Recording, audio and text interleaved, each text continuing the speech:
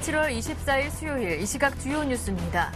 뉴욕 증시가 혼조세를 나타냈습니다. 기업 실적은 대체로 양호했지만 애플 실적에 대한 우려와 경제지표 부진이 이를 상쇄시켰습니다.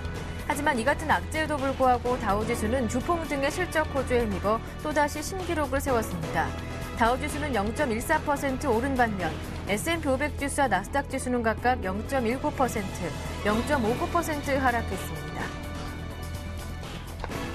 유럽 증시가 하락 마감했습니다. 유로존 지표는 좋았지만 미국 지표 부진과 애플 실적 우려에 발목이 잡혔습니다.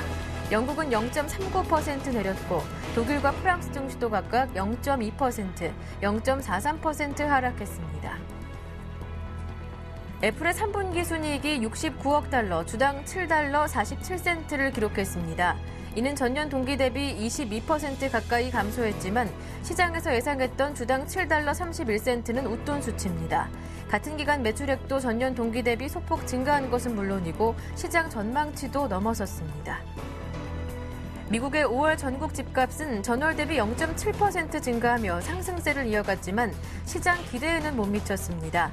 이는 주택 공급량이 줄어들면서 집값 상승세가 지속되고 있는 것으로 보여집니다. 미국의 7월 리치먼드 제조업 지수가 마이너스 11을 기록하며 전월보다 18포인트 급락했습니다. 이는 한 달 만에 하락세로 돌아선 것으로 시장 전망치인 9를 크게 밑도는 수준입니다.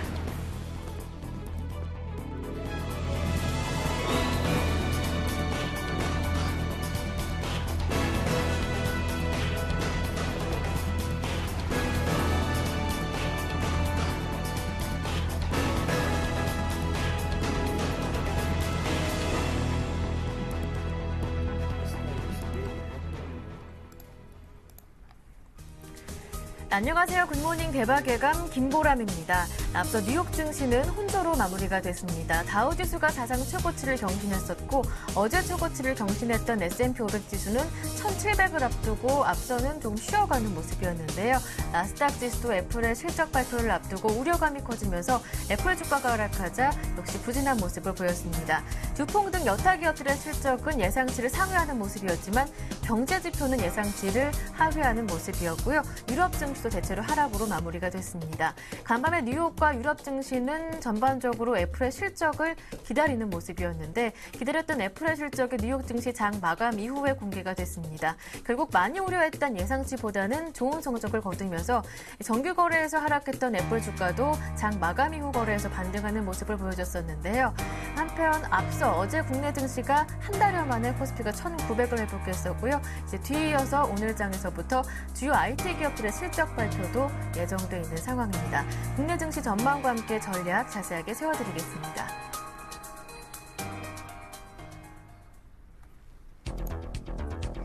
오늘 새벽에 애플에 이어 이제 SK하이닉스와 LG전자의 실적 발표도 예정돼 있습니다. SK하이닉스 전분기 대비 200% 영업이익 증가가 전망되고 있고요. LG전자는 39.4% 정도 증가 전망이 예상되고 있는데요. 실적 전망과 함께 앞으로 주가 동향까지 집중 점검해 보겠습니다. 이슈 점검해보면서 종목 추천까지 받아보는 이상로의 모닝브리핑 함께하겠습니다. 샘플러스 이상로 전문위원님 모셨습니다. 안녕하세요. 네, 반갑습니다. 이제 애플이 간밤에 실적을 공개했습니다. 앞서 기술주들 미국에서는 실적이 좀 부진하게 나타났었는데 이제 국내 기업들의 IT 기업들의 2분기 실적 발표가 예정돼 있는 상황입니다. IT 기업들의 실적 어떻게 전망하시는지 궁금하고요. 앞으로 주가 동향에 대해서도 궁금해집니다. 네, 긍정적으로 전망을 해야겠죠. 네. 긍정적으로 전망을 하고 있고, 대신 우리가 좀 더 생각을 하셔야 되는 거는 예상치, 시장의 예상치라고 하죠. 그런 시장 컨센서스 자체는 상당히 아직까지도 높게 분포되어 있다는 겁니다. 그만큼 일단은 IT 산업 자체가 우리나라 사업 자체의 근간이라고 말씀을 좀 드릴 수가 있겠고요. 그런 기대감이 아직까지도 작용을 하고 있고 거기에 대해서 SK하이닉스 그리고 LG전자를 필두로 해서 이제 어느 정도 IT 기업들의 실적을 발표하게 되는데, 일단 영업이익의 측면에서 본다면 상당히 긍정적인 실적이 발표되지 않겠나, 그런 시각이 상당히 강합니다. 그래서 SK하이닉스부터 먼저 말씀을 좀 드리면, 일단 전분기 대비 영업이익 같은 경우에는 200% 정도가 증가할 전망이고요. 그래서 뭐 지금 시장의 컨센서스를 모두 종합해서 한번 본다면 영업이익이 9,500억 원에서 1조 원 가량 사이가 육박하지 않겠나, 그런 예상치를 나타내고 있다는 거죠. 그러면 우리가 어닝으로 봤을 때는 1조를 넘는 어느 정도 실적이 발표가 돼야지만 시장이 생각했던 것보다 더욱더 높은 영업이익을 기록했구나 라고 시장은 인식을 할 수 있겠고요. 그런 안에 내용적인 측면을 보면 일단 2분기에 삼성전자에 어느 정도 D램에 대한 캐파 증가 소식이 있었습니다. 하지만 그 부분 자체는 뭐 글로벌로 봤을 때는 2% 내외이기 때문에 제한적인 영향이 있을 것이다, 그렇게 전망하는 바고, 그리고 스마트폰에 대한 성장성 논란이 계속적으로 이어지고 있죠. 그래서 하이엔드급으로 넘어가는 과정에서 지금 같은 경우에는 대부분이 고사양 평준화가 되어 있기 때문에 거기에 대해서 교체 수요는 예전보다는 미비할 것이다, 이런 분위기가 나타나고 있다는 거죠. 삼성전자 같은 경우에도 긍정적인 실적을 발표를 했습니다만 중요한 부분은 바로 앞으로의 실적도 이 정도가 나타날 것이냐는 거거든요. 그래서 외국인의 매도세가 지금 SK하이닉스에 대해서 이어지고 있는 모습은 2분기 실적뿐만이 아니라 3분기 그리고 4분기까지도 어느 정도 이런 호황을 누릴 것인지 그런 의문점을 가지고 있는 상태가 아닌가, 그렇게 좀 말씀을 드릴 수 있겠네요. 지금 일단 글로벌 반도체 D램 시장 같은 경우에는 삼성전자 그리고 SK하이닉스가 절대 강자적인 위치를 차지하고 있지만 중요한 부분은 반도체 업종 모든 전체적으로 봤을 때는 아직까지도 치킨 게임은 진행이 되고 있다는 부분이죠. 그래서 SK하이닉스의 이번 실적 발표 자체는 크게는 의미를 조금 상쇄시키는 부분이 나타나지 않을까, 그렇게 좀 말씀을 드릴게요. 준비된 자료화면을 보면서 추가적으로 좀 설명을 드리면, 제가 영업이익 부분을 강조해서 말씀을 드렸는데, 지금 SK하이닉스의 주가 추이를 보시면요, 항상 일단 영업이익적인 측면이 상당히 강하게 나타났었습니다. 그만큼 영업이익에 따라서 SK하이닉스의 주가가 좌지우지되는 모습을 우리가 확인해 보실 수가 있겠고요. 일단 긍정적인 영업이익이 나타나게 된다면 추가적인 상승 기조는 좀 더 이어질 수 있지 않겠나, 그렇게 말씀을 드릴 수 있겠네요.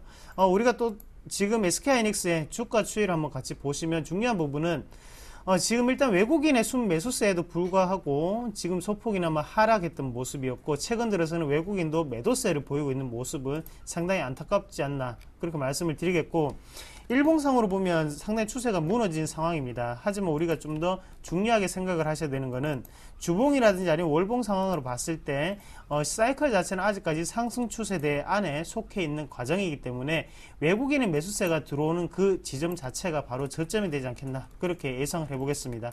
그래서 일단 기관의 매도세는 SK하이닉스에는 그렇게 크게 중요한 영향을 미치기는 어려울 것 같고요. 거기에 대해서 SK하이닉스 같은 경우에는 실적 발표가 되고 난 다음에 외국인의 매수세가 들어오는지 여부를 체크를 하시는 게 가장 중요한 타이밍이 되지 않겠나, 그렇게 좀 정리를 해드릴게요. 일단 20일선과의 어느 정도 대치점 자체가 지금 시장의 분위기상 지지를 해주고 있는 모습은 나타나고 있는데요. 이런 모습을 좀 더 우리가 좀 더 살펴보실 필요가 있지 않을까. 그리고 이 지지를 밟아줄 수 있는 것은 기관의 매수가 아니라 지금 외국인의 매수가 절대적이란 걸 다시 한번 강조를 좀 드리겠습니다. 전체적인 보유를 보시더라도 외국인의 보유율이 상대적으로 상당히 높게 나타나 있는 SK하이닉스입니다. 그러면 주포 자체가 외국인에게 분포가 되어 있는 만큼 좀 더 외국인 매수세를 눈여겨보신 전략이 SK하이닉스에는 좀 더 필요하실 것 같고요. 다음으로 넘어가서 LG전자에 대해서 말씀을 드리겠는데, LG전자 같은 경우에도 일단 매출 같은 경우에 한 18.2%, 그리고 영업이익 측면에서 보면 전분기 대비 한 39.4%가 증가할 전망이죠. 그만큼 LG전자 같은 경우에도 꾸준한 성장세를 확보하고 있는 와중에도 주가는 계속적으로 하락하는 모멘텀을 나타내고 있습니다. 가장 큰 이유는 전 사업이 지금 성장을 하고 있지만 영업이익률이 상당히 낮게 나타난다는 점이겠죠. 그래서 이번 분기 같은 경우에도 A 사업부, 바로 에어컨 사업부를 뜻하는 거겠고요. 거기에 대해서 HE 사업부라고 하면 바로 TV, 가전에 대한 사업부를 뜻하는 거겠고, MC 사업부가 바로 헤드셋과 그리고 스마트폰에 대한 어느 정도의 사업부를 뜻하는 총칭하는 내용이겠죠. 그런 사업부적인 측면으로 봤을 때도 골고루 어느 정도 매출의 성장성을 우리가 확인하실 수 있겠습니다만 중요한 부분은 지금 시장의 예상치가 상당히 양극화로 나와 있다는 거죠. 그래서 SK하이닉스가 9,500억에서 1조 사이 이런 상태라면 지금 LG전자 같은 경우에는 그 범위 자체가 상당히 벌어져 있는 상태이기 때문에요. 시장의 컨센서스를 상회할 전망이 상당히 높게 나타나고 있다는 점을 우리가 한 번 더 눈여겨보셔야 될 것 같습니다. 그래서 주가적인 추이를 한번 봤을 때도 SK하이닉스보다는 LG전자 자체가 일봉상으로 상당히 안정된 패턴을 나타내고 있는 상태고요. 여기서 한 가지 더욱더 매력적인 점은 외국인과 기관에 어느 정도 주인이 없다는 점을 우리가 한 번 더 눈여겨보셔야 될 것 같아요. 그래서 지금 주가 자체가 계속적으로 내려오면서 옵티머스 G 프로 시리즈가 성공을 했음에도 불구하고 주가가 이렇게 떨어졌다는 것은 그만큼 실적을 확인하고 난 다음에는 새로운 어느 정도 매입 세력이 들어올 수 있다는 과정을 좀 더 우리가 확인을 하실 필요가 있을 것 같고요. 외국인이라든지 기관이 지금 상태에서는 물량만 어느 정도 사게 되더라도 LG전자의 주가는 좀 더 가볍게 올라갈 수 있는 점이 아니겠나 그렇게 말씀을 좀 드릴게요. 일단 LG전자의 가장 큰 문제점이라고 제가 지적을 했던 바로 그런 박리담의 스타일이죠. 그래서 영업이익률이 상당히 낮게 나타나는 점 자체가 이번에는 좀 더 영업이익률을 올리는 방향이 바로 주가의 향방 자체를 결정하는 계기가 되지 않겠나 그렇게 말씀을 드리겠습니다. 이렇게 높은 영업이익과 그리고 매출을 발표할 예정임에도 불구하고 외국인의 매도세가 나타난다는 것은 그만큼 회사는 이윤을 추구를 해야 되는데 그런 이윤적인 부분이 상당히 낮게 나타나는 LG전자거든요. 그러면 이번 분기에 가장 중요하게 생각을 하셔야 되는 건 바로 낮은 영업이익률을 좀 더 어떻게 올렸을까, 그리고 글로벌 시장에 대한 점유율 자체는 좀 더 어떻게 상향이 됐을까, 이 부분에 포커스를 좀 맞추시고 실적을 한번 보시면 투자에 좀 더 도움이 되지 않겠나 그렇게 말씀을 좀 드리겠습니다. 네. 이렇게 해서 오늘 실적을 발표하게 될 LG전자 그리고 내일 실적을 이어서 발표하게 될 SK하이닉스까지 실적 전망과 함께 주가 흐름도 한번 점검을 해봤습니다. 이어서 관심 종목 받아볼 텐데요. 시간이 벌써 이렇게 됐습니다. 간략하게 한번 추려볼게요. 네, 간략하게 정리를 해보겠습니다. 일단 실적 개선세가 보이는 종목군 봐야 되겠고요. 거기에 대해서 IT 전반적인 사업이 실적 발표를 하게 되기 때문에 거기에 대해서 IT 부품주를 말씀을 좀 드리겠습니다. UID라는 종목군인데요. UID 같은 경우에는 삼성전자 전략 자체가 지금은 하이엔드급에서 보급형 모델로 조금씩 넘어오고 있고 거기에 대해서 중국에서 실질적으로 매출이 가장 많이 일어나는 모델은 바로 중저가 폰입니다. 그만큼 우리가 하이엔드급 같은 경우에는 어느 정도 아몰레드 화면을 채택하는 반면에 어느 정도 중저가 같은 경우에는 LCD 화면을 채택하게 되죠. LCD 화면에 대한 ITO 코팅을 맡고 있는 회사가 바로 UID라고 정리를 해드릴 수 있겠고요. UID 같은 경우에는 태블릿 PC 시장의 점유율 같은 경우에도 상당히 높게 나타나는 측면이 있기 때문에 이번 분기도 좀 더 매출의 성장성 그리고 영업이익의 성장성을 기대할 수 있는 종목군이 아니겠나 그렇게 말씀을 좀 드릴게요. 그래서 지금 현재 시점 같은 경우에도 매수를 그냥 좀 하시면 좀 좋을 것 같아요. 그래서 지금은 어느 정도 돌파를 했던 상태이기 때문에 매수가 같은 경우에는 현재가를 말씀을 좀 드리겠고요. 거기에 대해서 손절가 같은 경우에는 하단에 9,900원 선을 보시면 무리 없는 방법이 아니겠나. 그리고 상단에 12,000원까지 홀딩하는 전략을 제시해 드리겠습니다. 네. 오늘 관심 종목까지 대응 전략 모두 세워봤습니다. 지금까지 샘플러스 이상로 전문위원과 함께했습니다. 고맙습니다. 예, 고맙습니다.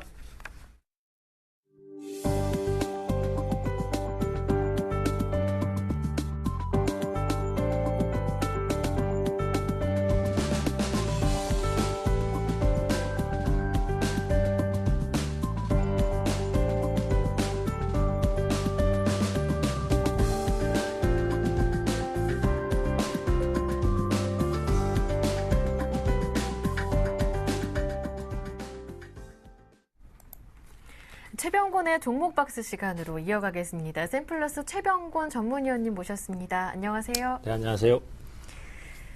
네, 오늘 분석해볼 쪽 STX 그룹주 말씀해 주셨는데요. 어제 급등하는 모습이었습니다. STX 엔진 쪽으로 추가 지원 기대감이 높아지면서 그야말로 상한가로 급등하는 모습이었는데 어떻게 보셨는지요? 예, 사실 이 종목군은 뭐 테마라고 하긴 좀 그렇습니다만은 제가 굳이 이제 얘기를 꺼내는 이유가 그 STX 그룹 같은 경우에 이제 최근에 진행을 보면은 그 채권단의 지원이 계속해서 나오고 또 회생 방안에 대해서 계속 얘기가 나올 때마다 주가가 급등을 하고요. 또 다시 또 그 다음 날은 급락을 했다가 또 다시 급등하고 이런 식의 흐름이 상당히 오랜 기간 반복이 되고 있습니다.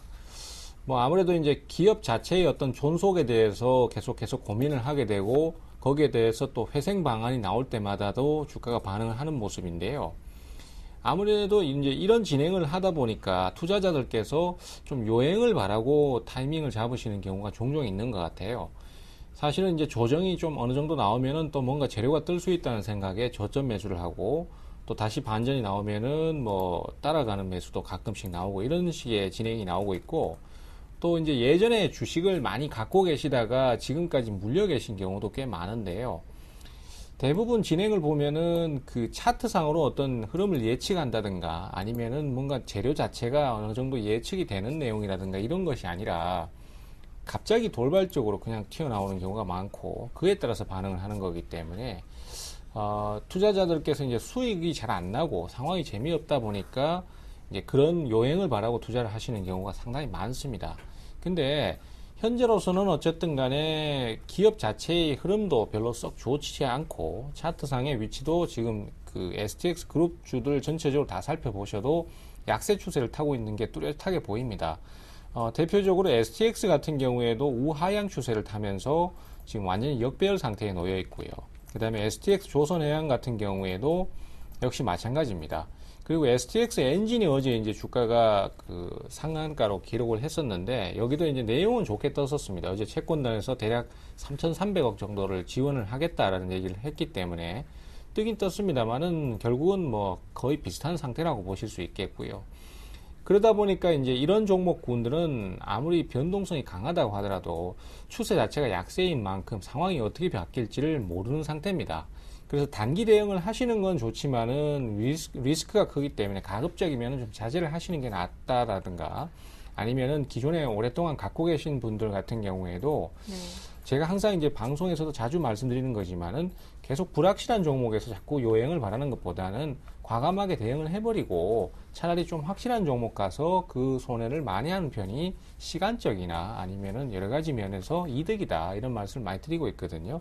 그런 차원에서 이 STX 그룹은 대응을 그 좀 반등시 매도나 아니면은 대응을 안 하는 쪽으로 그렇게 방향을 잡는 것이 좋다라는 차원에서 오늘 좀 말씀드리겠습니다. 네. STX 그룹주 채권단에서 어떤 제스처가 나올 때마다 급등하는 모습을 보여주고 있는데 투기적인 대응은 바람직하지 않다고 말씀해 주셨습니다. 반전 시 매도하는 전략 말씀해 주셨고요. 지난 종목 AS 이어서 받아보겠습니다. 셀트리온을 말씀해 주셨었는데 목표가 도달했어요. 외국인 쪽에서 계속해서 매수 움직임이 포착이 되더라고요. 예, 그렇습니다. 일단 그 셀트리온은 역시 램시마 때문에 주가의 상승이 계속 지속되고 있는데요. 네. 요번에 이제 반전시 매도 목표는 상당히 좀 짧게 잡았었습니다. 그래서 목표가에는 달성을 했고, 또 저점 매수도 지금 제가 이제 48,000원권 정도를 제시를 했었는데, 그 아래까지 주가가 한번 내려왔었습니다. 그래서, 현재로서는 매수가도 잘 주어졌고, 목표가도 달성을 했지만은, 지금 현재 시장의 흐름도 계속해서 좀 강세를 띠고 있는 분위기고, 그 다음에 수급 주체들도 계속 매수 대응을 해주고 있기 때문에 네. 이런 분위기라면 조금 더 추가 상승을 한번 기대를 해볼 수 있지 않나 이렇게 판단을 하고 있습니다. 그래서 갖고 계신 분이라면은 조금 더 추가 상승을 노리시고 한 53,000원대나 54,000원대까지 목표가를 좀 높여 가시는 것도 괜찮고요. 네. 차익 실현을 짧게라도 하신 분들 같은 경우는 굳이 따라가는 매수는 하실 필요가 없습니다. 조정을 좀 줄 때 다시 재공략을 한다든가 이렇게 가야 될 것이고 당분간은 강세를 좀 띌 것으로 그렇게 전망이 되고 있습니다. 네, 셀트리온 추가적인 상승 가능하다는 말씀해 주셨습니다. 이미 차익 실현하신 분들은 눌림목 공략이 가능하겠고요. 보유하신 분들은 52,000원이 목표 가격이었는데 53,000원까지 기다려보시는 것도 좋겠습니다. 마지막으로 관심 종목 받아볼게요. 어떤 종목입니까? 예, 최근 시장에서 가장 매수가 잘 들어오고 있는 게 역시 태양광인데요. 네. 태양광은 앞서 이제 제가 OCI를 한번 추천드린 적이 있습니다. 네. 근데 이제 OCI는 대형주 형태의 개념을 가지고 있고, 좀 개별 성향의 종목도 한 번쯤은 손을 한번 대볼 필요가 있다라고 생각이 되는데, 지금 최근에 계속 강세를 띠고 있는 게 오성 LST하고 옹진에너지거든요. 근데 이 종목이 사실은 너무 연속적으로 상승을 하는 바람에 공략을 할 타이밍이 없었어요. 그래서 어쨌든 간에 좀 아쉬운 상황이 분명히 있었는데 어제 조정이 한번 나왔습니다. 그래서 조정 한번 나올 때 길게는 못 끌고 가더라도 단기 정도의 대응은 한번 노려볼 수 있지 않느냐. 그러면은 우리가 이제 연속 상승할 때 가담을 못한 아쉬움을 좀 달랠 수 있지 않느냐 이렇게 생각을 하고 있습니다.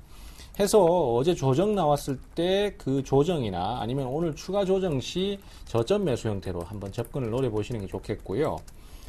다만 이런 종목은 아시다시피 굉장히 급락을 했다가 또 급등했다가 이런 식의 변동성이 엄청 크기 때문에 리스크가 큽니다. 그래서 비중을 아주 소량만 들어가셔서 그 큰 비중을 들어가서 위험을 키울 필요는 없다라고 생각을 하고 있고요. 그 다음에 또 어떤 손절 라인을 이탈했을 때 위험 관리로 굉장히 철저하게 해주시는 게 좋다 이렇게 판단을 하고 있습니다. 그래서 그런 기준을 잡을 때 제일 좋은 대응은 5일선이 완전히 이탈이 될 때 그때는 매도 대응을 하시는 게 좋습니다. 살짝 깨는 게 문제가 아니라 이제 장 마감 가격이나 이런 종가 기준으로 깨고 내려갔을 때 그때 대응을 해주시는 게 좋은데요.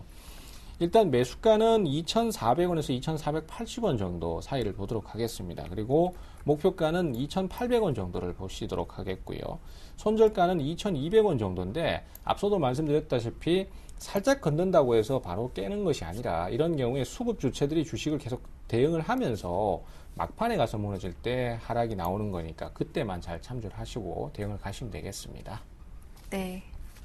오늘은 태양광 관련주 가운데서 오성 LST에 대한 자세한 대응 전략 세워주셨습니다. 지금까지 샘플러스 최병곤 전문위원님과 함께했습니다. 고맙습니다. 네, 감사합니다.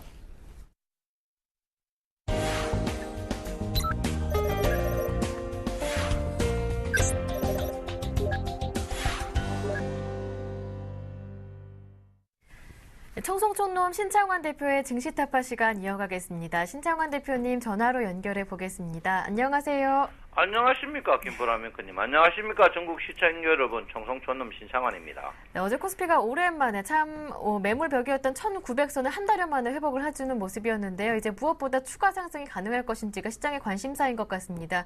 지난번에 한번 1900을 일단 넘고 나면 조금 더 탄력적으로 추가 상승도 가능할 것이다 이런 전망을 해주셨던 기억이 있는데요. 시청자 여러분 당황하셨죠? 어제 주식이 의외적으로 상승하셔서 시청자 여러분들이 당황하셨지 않나 이렇게 생각합니다. 일단 뭐 장 자체는 1900 간다 할 때 아무도 안 믿었죠? 1900 일단 갔습니다. 갔는데요. 일단 주식은 추가적으로 상승하기 위해서 숨고르기가 좀 필요한 부분이 아닌가 이렇게 생각합니다. 주식을 자세히 보면요. 한 상승 그 다음에 한 상승 이렇게 이제 터울로 가고 있습니다. 터울로 가는 것은 왜 이러냐면 기관들이 선물 매매를 이런 식으로 테크닉적으로 합니다. 저점에 사가 고점에 팔고 저점에 사가 고점에 팔고 저점에 사서 고점에 팔고 이런 식으로 테크닉적으로 매매를 하기 때문에 주가 자체가 굉장히 인내가 좀 필요한 그런 부분이 아닌가 이렇게 생각합니다. 오늘 주가가 마이너스 좀 빠지기 시작한데 제가 볼 때 양봉이 나올 것 같고요. 장 자체는 추가적으로 상승의 여력이 충분히 있는 그런 자리가 아닌가 이렇게 저는 생각하고 있습니다. 그래서 제가 이제 여러분 보다시피 일단 뭐 저는 일단 여러분들 1920포인트 언저리는 기본이다라고 말씀드렸고요. 제가 여러분 그 저녁 밤 10시에 주식 승천 프로에 한 번 더 저는 그 교체 매매를 안 했습니다. 단무지 정신 매매를 했는데 2등하고 엄청난 수익률로 지금 1등을 하고 있습니다. 그래서 제가 했죠. 제가 여러분한테 단무지 매매를 하라. 매매 좋은 주식 사가지고 끝까지 버티라고 했는데 끝까지 버티니까 팔고 사고 할 필요 없이 메뚜기 잼 뜰 필요 없이 보유하고 있는 게 역시 1등이다 이렇게 볼 수 있습니다. 그래서 여러분 보시다시피 저는 주식이 추가적으로 상승의 여력이 충분히 있다 이렇게 보고 있기 때문에 여러분께서 지금 또 단무지 정신이 좀 필요한 그런 부분이 아닌가 이렇게 생각하고 있습니다. 일단 뭐 21일평이 계속 살아있습니다. 살아있네. 21일평이 살아있기 때문에 여러분께서 계속 21일평을 꺾이는 그날까지 계속 갖고 가셔야 된다 이렇게 보시고요. 거기다가 21일평이 본격적으로 상승합니다. 본격적으로 상승하는 기간이 여러분 보다시피 21일 본격적 상승이 앞으로 한 열흘 정도 추가적으로 상승을 합니다. 단 예외가 있다면은 여러분 61일평 자체가 둔탁한 모양을 있는데 저는 61일평을 따라잡지 않을까 이렇게 생각합니다. 그래서 61일평 자리가 지금 이 자리인데요. 제가 볼 때 1950포인트까지는 충분히 상승의 여력이 있다. 그래서 61일평을 했지 않은 상승과 하락이 교차되는 그런 시점까지 주가는 상승할 것이라고 생각하는데 그 상승의 모양 자체가 제가 누차 여러분에게 일하지 논스톱이 아닌 격계란형 상승이 계속 나올 가능성이 있다 이렇게 볼 수 있습니다. 그리고 지금 그 자동 피봇, 자동 그 엘리어트 파형을 보셔도 주식은 추가적으로 상승의 여력이 충분히 있는 걸로 지금 보이고 있습니다. 그래서 여러분 걱정하지 마시고 기다리셔도 된다 이렇게 볼 수 있습니다. 자, 일목표 균형표를 볼 때 제가 누차 이야기했죠. 선행 스팬 원이 상승하는 그날 주식을 공격적으로 매수해야 된다 이렇게 했는데 선행 스팬 상승하고 저도 의심했어요. 가느냐 안 가느냐 고민해. 역시나 선행 스팬 원 상승 때 주가가 급등하는 모양을 보이는 것은 어쩔 수 없다 이렇게 보시고요.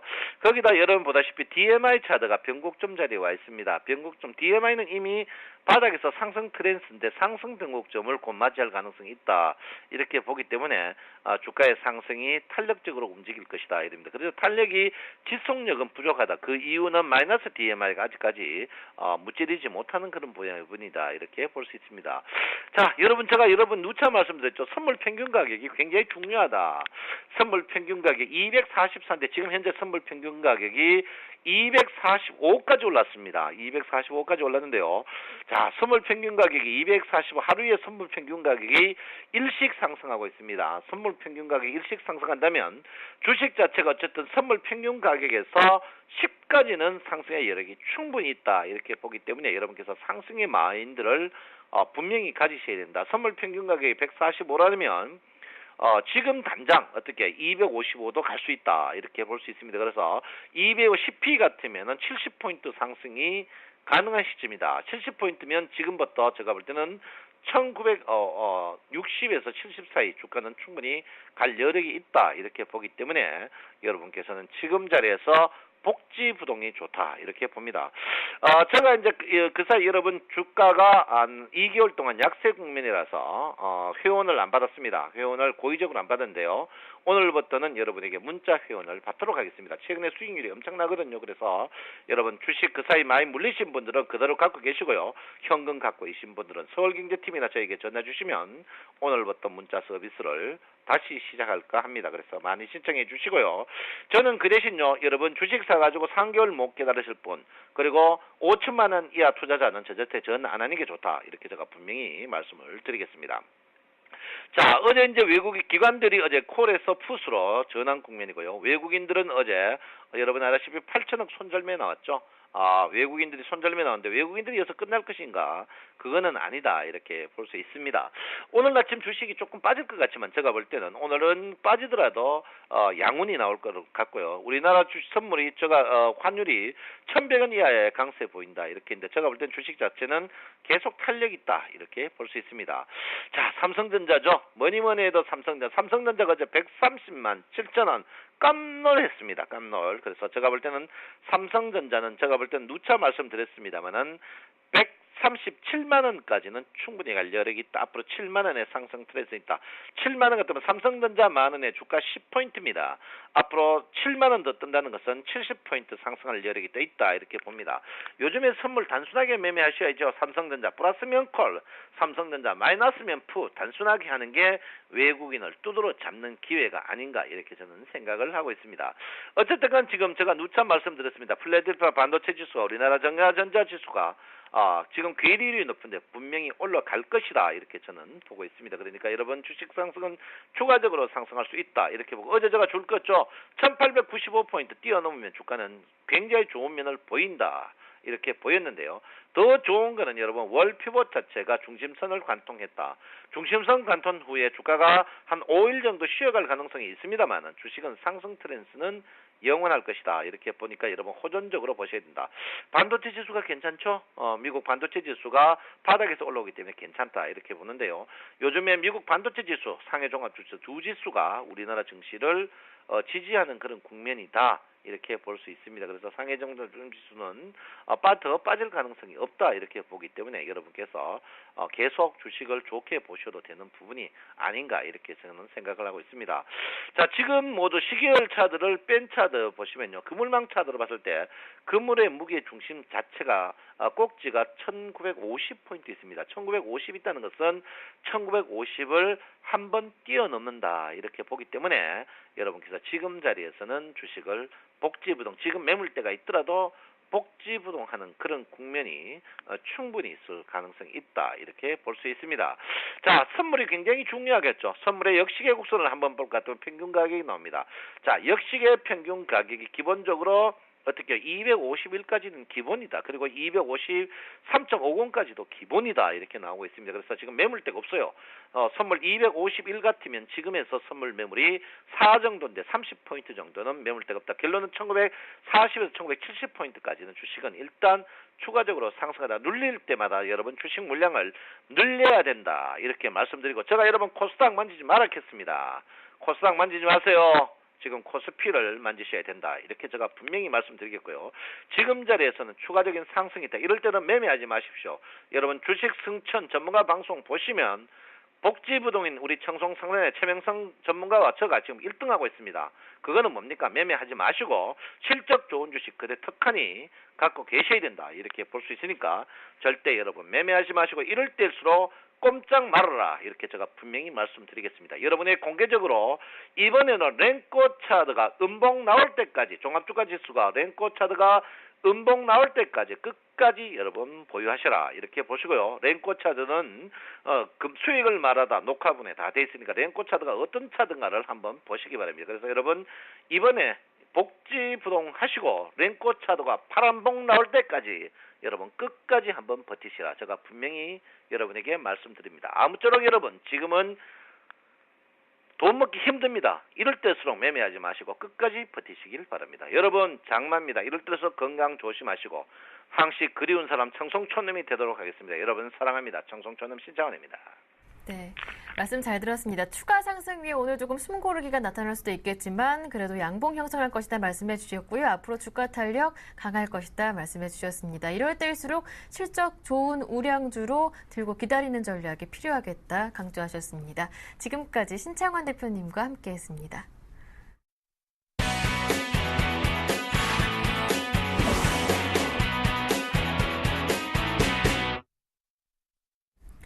최명성 소장의 최강 종목 시간 함께하겠습니다. 샘플러스 최명성 멘토 전화로 연결해 보겠습니다. 안녕하세요.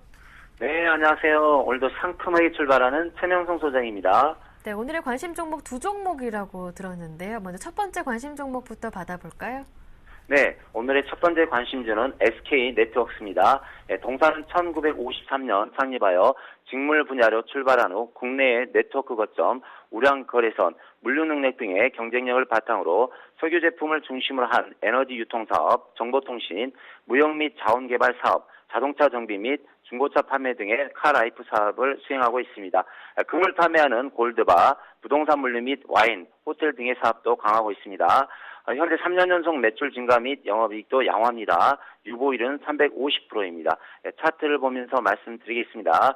현재 그 3개월 동안 바닥권에서 거래량이 증가하고 있습니다. 심리도 및 신용빌도 양호합니다. 보유 기간은 약 2주가 되겠습니다. 매수가는 6,550원에서 6,800원 사이 두 번으로 분할 매수하시기 바랍니다. 목표가는 7,300원입니다. 손절가는 6,500원입니다. 종목 설명은 여기까지 말씀드리겠습니다. 네, SK 네트워크스 받아봤고요. 또 한 종목은 대우증권이라고요? 네, 어제 그 지수가 많이 상승했는데요. 지수 상승 시 증권주가 상승하는 경향이 있습니다. 그래서 증권주 중에 대장주가 될 수 있는 대우증권 한 종목 추천하겠습니다.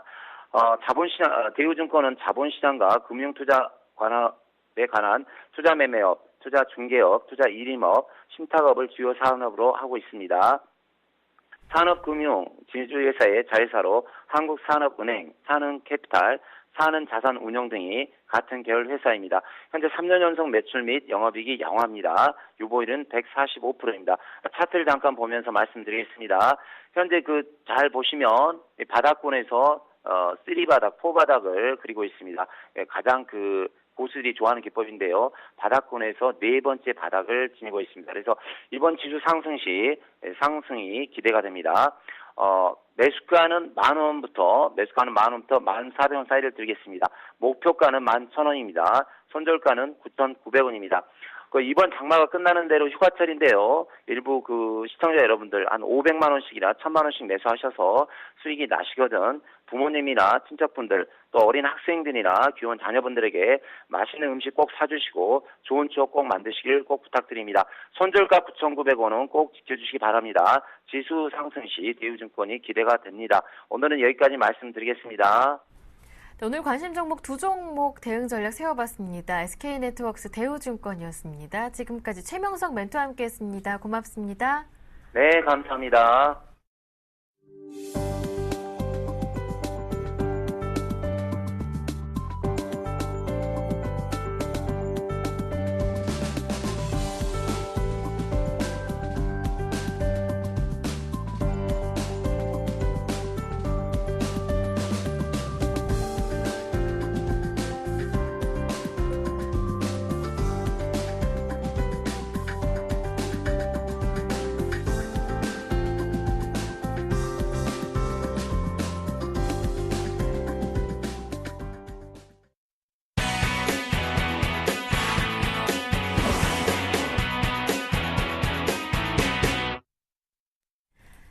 김영진 대표님과 함께 오늘장 주요 이슈 점검해 보고요. 시장 전망과 대응 전략까지 모두 알아보겠습니다. SPM의 김영진 대표님 전화로 연결돼 있습니다. 안녕하세요. 예, 안녕하십니까. 참 지겨울 만큼 힘들었던 1900선을 어제 한 달 만에 코스피가 회복하는 모습이었는데 현재 시장 흐름 어떻게 보시는지요, 대표님? 네, 1900포인트 이제 회복하면서 중기 추세대 내로 진입했다 이렇게 볼 수가 있겠죠. 물론 이제 확장형 패턴 내에서 과매도 탈피한 모습이기 때문에 뭐 마냥 좋다라고만 말씀은 드릴 수가 없겠지만 일단 한 곱이 넘겼다. 이제는 바닥 확인 과정으로 본격적으로 진입할 수 있다 이렇게 볼 수가 있겠고요. 상해 증시하고 연동되는 모습 계속 지속되고 있는데 최근에는 단기적으로 차별화 시도를 하고 있다는 점에 큰 의미 둘 수 있습니다. 상해 지수가 2000선 하향 돌파하는 그런 모습이 지난 주말부터 이번 주 초까지 나타났었는데 그리고 또 급반등을 하는 모습이었는데 그 와중에서 우리 시장은 좀 견조하게 조정을 받고 급등할 때 또 동반급등하는 그런 모습이 나타나면서 1900포인트 돌파했다는 점 긍정적이다 이렇게 말씀을 드릴 수가 있겠는데요. 또 하나는 외국인 수급의 변화가 나타나고 있죠. 7월 11일에 미 국채금리 수익률 큰 폭 하락 이후에 어느 정도 수급의 변화가 나타나고 있었다 이렇게 말씀을 드렸었는데 그것이 최근에 다시 또 어느 정도 개선이 또 다시 재현되고 있습니다. 거래소 쪽을 누적으로 한번 살펴보면 한 8천억 정도 샀고요. 또 선물 쪽에서는 11,000계약 정도를 매수를 한 그런 모습입니다. 7월 11일 이후에요. 또 그리고 야간 CME 시장까지 놓고 보면은 3,700계약을 선물을 매수를 했기 때문에 선물 쪽에서 단기적으로 한 15,000계약 정도 매수가 들어왔다. 물론 어젯밤에는 약간 좀 매도가 나왔기 때문에 오늘 흔들릴 수는 있다라고 생각이 되지만 최근의 추세는 좀 긍정적이었다 이렇게 말씀을 드릴 수가 있겠고요. 이런 지속성이나 신뢰 여부를 좀 아직도 불확실하다 이렇게 말씀을 드릴 수밖에 없는 것은 이 중장기 추세적으로 놓고 봤을 때 유동성 공급 정책이 지금 시작이 아니라 이제 끝물로 들어서고 있는 그런 상황이기 때문에 이렇게밖에 말씀을 못 드리겠다. 아직은 확인이 좀 필요하다 이렇게 말씀을 드리겠고요. 또 하나는 이제 달러 인덱스 추이를 좀 한번 살펴봐야 될 것 같은데요. 한번 표를 보시면서 말씀을 드리겠는데요. 달러 강세 추이가 계속 지속이 되어 왔었죠. 최근에요. 근데 이제 7월 들어서 5월의 고점 부근에서 꺾이는 모습이 나타나고 있습니다. 지금 저 피크치 치고 꺾이는 모습이 바로 7월의 고점이고 그 직전에 5월의 고점인데 두 개가 거의 비슷한 그 위치에서 꺾이고 있죠. 원달러 역시 마찬가지로 6월 후반에 1160원대에서 이제는 1110원대까지 근접하고 있는데 2012년 10월 하락할 때 일시적 지지선이었고 2013년에 5월, 6월 지지 역할을 했었기 때문에 이 달러 인덱스하고 비슷하게 원달러 추이를 놓고 봐도 이제는 약간 하락하는 추세가 약해질 수 있다. 이것을 말씀을 드리면 뭘 말씀을 드리냐면 외국인 수급이 또 약해질 수도 있다. 이 점을 좀 참고할 필요가 있다. 이렇게 말씀을 드리겠고요. 또 하나는 10년 미 국채 수익률하고 아주 비슷하게 움직이고 있어요. 지난주에 21선에 근접하는 그런 기로점에서 이걸 지키느냐 무너지느냐에 따라서 외국인 유동성이 좀 틀어질 수 있다 이렇게 했는데 20일 이동평균선 깨고 내려오면서 이제는 외국인 쪽에서의 긍정적인 모습이 나타났지만 어제 밤에는 다시 2.5%대로 다시 미 국채 수익률 진입하고 있는 모습이기 때문에 달러 인덱스 추이 반등하고도 어느 정도 비슷한 모습이 나타나고 있고요. 만약에 미 국채 수익률이 주요 그 지지 레벨 2.4%를 하향 이탈해 버린다라고 한다면 예전에 말씀드렸듯이 외국인 글로벌 유동성이 더 좋아질 수도 있을 것이다 이렇게 생각이 되지만 아직은 그것을 논하기 힘들다 이렇게 말씀을 드리겠고 또 하나는 9월에 이제 FOMC 회의가 열릴 때 그때가 QE 축소가 한 퍼센테이지로 확률적으로 한 50% 정도를 예상들을 하고 있는데 그렇다라고 한다면 이번 달 말에 7월 말에 FOMC 회의에서 어떤 큰 변화를 기대하기는 힘들다는 점에서 지금의 나타나는 외국인 유동성에 대해서 너무 큰 신뢰를 하기는 힘들다 이렇게 말씀을 드릴 수가 있겠고요. 또 하나는 우리 시장 내부적인 통계치로 놓고 봤을 때 대체 당구 추이 역시 줄어들지 않고 있다는 점에서 놓고 본다면 지금 급격한 변화 어느 정도 기대하기는 힘들다 이렇게 봐야 될 테고요. 그렇다라고 본다면은 예전에 말씀드렸듯이 피보나치 비율 2011년 고점과 저점의 피보나치 비율 되돌림 레벨을 좀 생각을 해볼 때 50% 되돌림 레벨이 1930포인트에 있다라고 본다면은 지금부터의 추가적인 상승이 만약에 지수상으로 나타난다라고 본다면은 약간 좀 부담스럽다 이렇게 말씀을 드리겠고요. 또 하나는 오늘 나타나죠. 중국의 HSBC 제조업 PMI 지수가 공개가 되는데요. 이것으로 인해서 그동안에 중국하고 좀 동반해서 급반등 나타났었던 모습이 계속 유지가 될 수 있는 것. 이것도 또 오전에 한번 체크할 필요가 있겠다. 이렇게 말씀을 드리겠습니다. 일단 저항대에 진입하면서 탄력은 이제부터 조금 둔화될 수 있다 말씀해 주셨고요. 외국인들의 매수 유입도 논하기에는 조금 이른 시점이기 때문에 급격한 변화를 논하기에도 이른 시점이다 정리를 해주겠습니다. 이제 오늘 발표되는 중국의 HSBC가 내놓는 중국의 제조업 PMI 지수도 체크 포인트라고 말씀해 주셨는데요. 주요 오늘장 체크 포인트들 한번 정리해 볼게요. 어떤 것들이 있습니까? 산업재 섹터 상승률이 아주 좋죠, 최근에요. 근데 이것이 바닥권에서 나타나는 시세이기 때문에 지금 실전에서 적용할 때 일단 어느 정도 올라온 이후에 또다시 접근하는 것이 가능한지에 대해서는 한번 생각해 볼 필요가 있다라는 생각이 듭니다. 한번 지금 소재 산업재 섹터를 어느 정도 시그널을 알려주고 있는 BDI 지수표를 한번 보면서 말씀을 드리겠는데요. BDI 지수가 반등을 하고는 있습니다.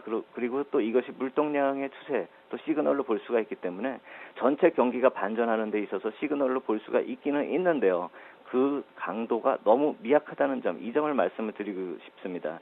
지금 1000선을 넘어선 모습이 지금 표에서 나타나고 있는데 이게 3년 흐름을 놓고 보고 있습니다. 전체적으로 놓고 봤을 때 고점이 3000선이라고 놓고 보면은 아직도 미미한 반등에 불과하고요. 만약에 이거 스케일을 5년으로 넓히면은 8000선이 넘었었던 그 2009년에 8000선을 넘었었는데 그거하고 비교한다면 뭐 8분의 1 수준에 아직도 머무르고 있기 때문에 지금 이것을 보고 전체 경기의 반전일까 이걸 논하기에는 너무 약하다 말씀을 드리겠습니다. BDI 지수 이 진폭이 강도가 경기하고 바로 밀접할 때는 상당히 강하게 나타난다는 점에서 지금은 바닥다지기 정도로 놓고 볼 수가 있겠다 이렇게 볼 수가 있겠고요.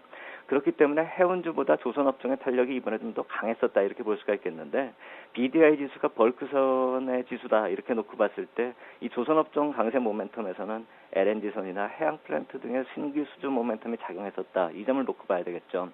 결국 지금 나타났었던 우리 시장에서의 소재 산업재 섹터가 상승이 좀 높아졌던 이유를 전체적인 경기의 반전이다 이렇게 놓고 보기는 아직은 이르다 이렇게 놓고 봐야 될 테고요.